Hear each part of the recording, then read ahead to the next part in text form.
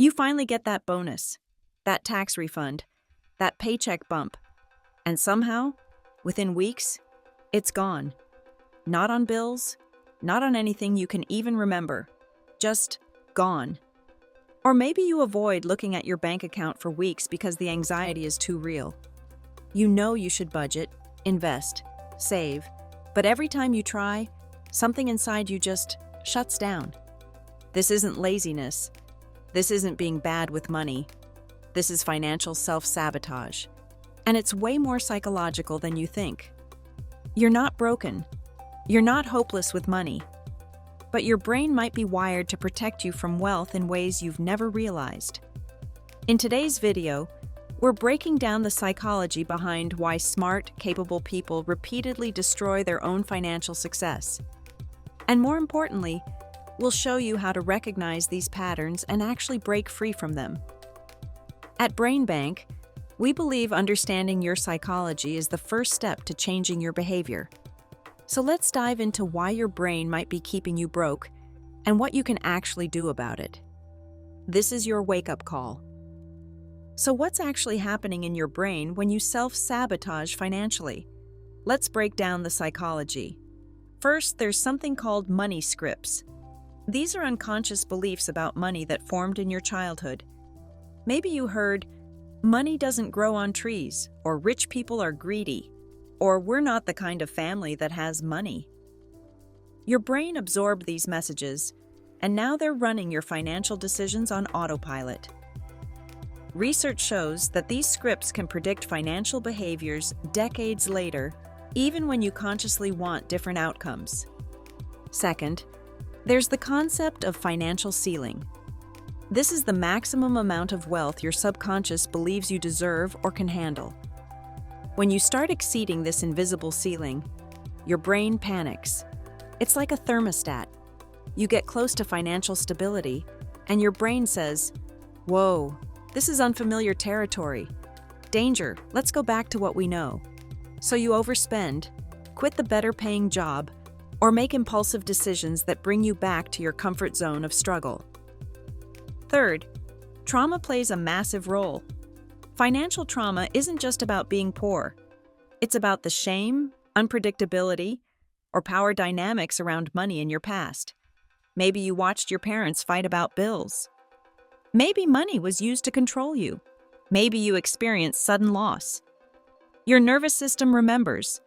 And now anything involving money triggers that same fear response. And here's the kicker. Your brain is actually trying to protect you. Staying broke feels safer than risking disappointment, judgment, or becoming someone you don't recognize. Self-sabotage isn't stupidity. It's a misguided survival strategy. And once you understand that, you can start to change it.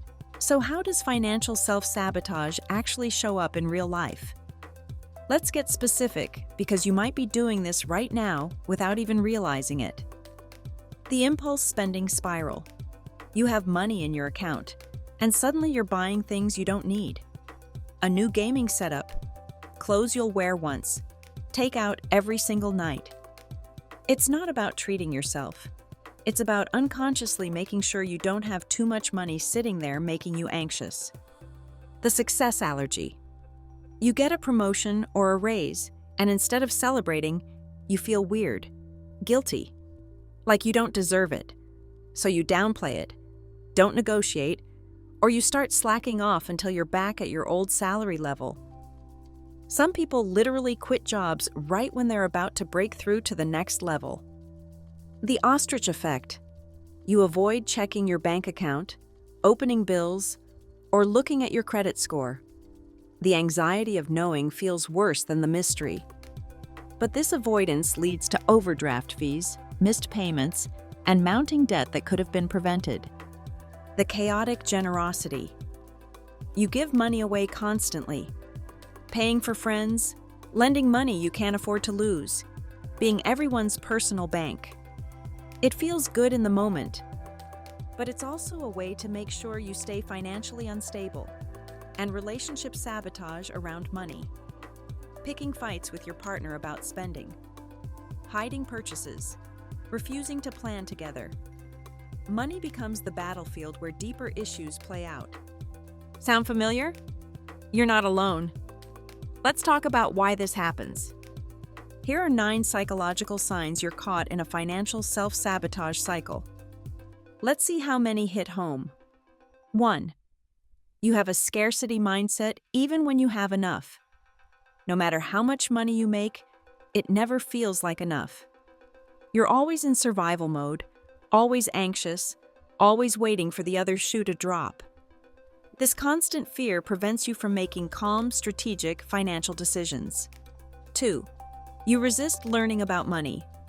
Whenever someone mentions investing, budgeting, or financial planning, you zone out. Your eyes glaze over. It feels boring or overwhelming, but really, you're avoiding it because money carries emotional weight you haven't processed. 3. You overspend when stressed. Bad day at work? Retail therapy? Argument with your partner? DoorDash.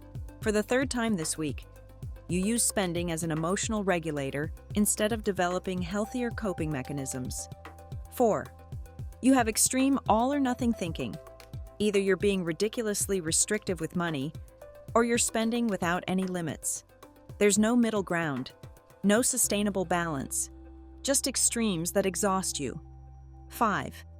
You feel shame and secrecy around your finances. You lie about what things cost. You hide purchases. You feel embarrassed to talk about money with people you trust. This shame keeps you isolated and prevents you from getting help or accountability. 6. You sabotage right before success. Job interview for a higher paying position? You show up late or unprepared. About to pay off debt? Suddenly you need to make a big purchase.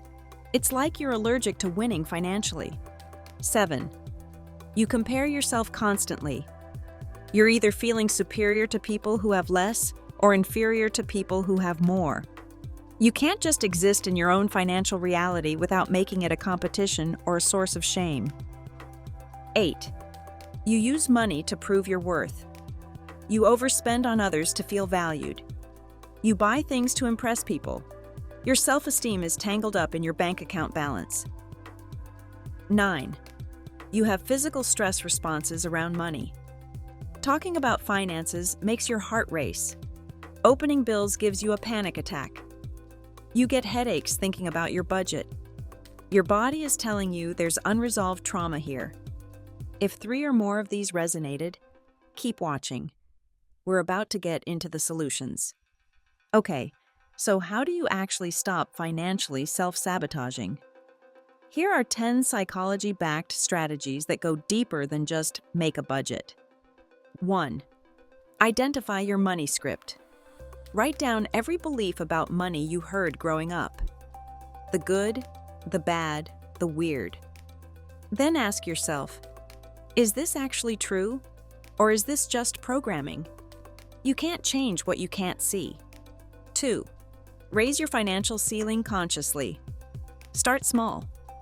If you're comfortable with $500 in your account, aim for $600, then $800. Gradually increase what feels safe. Let your nervous system adjust to having more without panicking. 3. Create a financial self-care routine. Just like you brush your teeth, check your bank account at the same time every day. Make it boring and normal, not emotionally charged. Sunday morning with coffee. Wednesday evening. Make it a habit, not a crisis. 4. Separate emotion from money decisions. Before any purchase over $50, wait 24 hours. Ask yourself, am I buying this because I need it or because I'm trying to feel something? Name the emotion. Then decide if spending money is the best way to handle it. 5. Get a financial accountability partner. Not someone who judges you.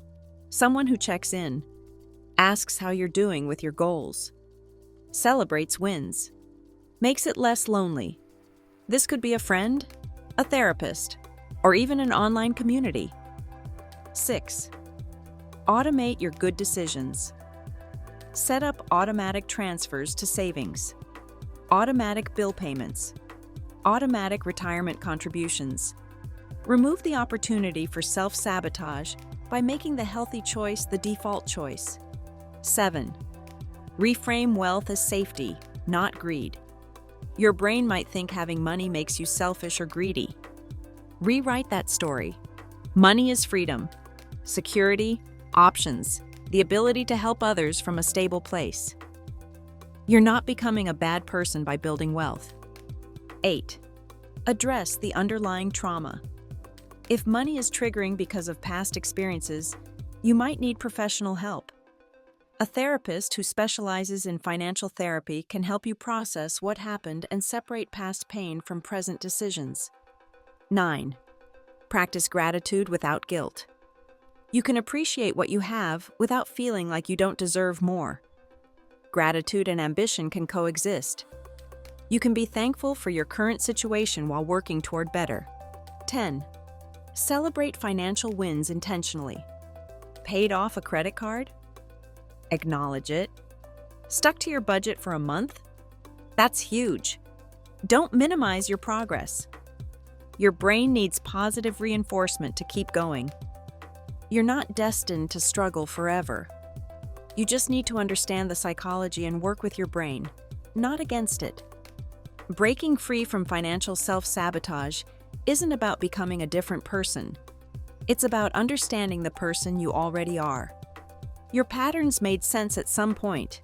They were protective, but they're not serving you anymore. You deserve financial stability. You deserve to build wealth without guilt. You deserve to make decisions from a place of calm, not chaos. So what's one thing from this video you'll try this week? Identifying your money script? Checking your bank account daily? Setting up one automatic transfer? Pick one. Start small. Build momentum. Drop a comment and let us know which sign hit hardest for you or which strategy you're going to try first. And if this video helped you see your financial patterns differently, hit that like button and share it with someone who needs to hear this. At BrainBank, we're here to help you understand your brain so you can change your life. Financial psychology is just one piece of the puzzle, but it's a big one. Thanks for watching and investing in your mental and financial health. We're proud of you for being here and doing the work. You've got this. We believe in you. Now go take control of your financial future. You're worth it.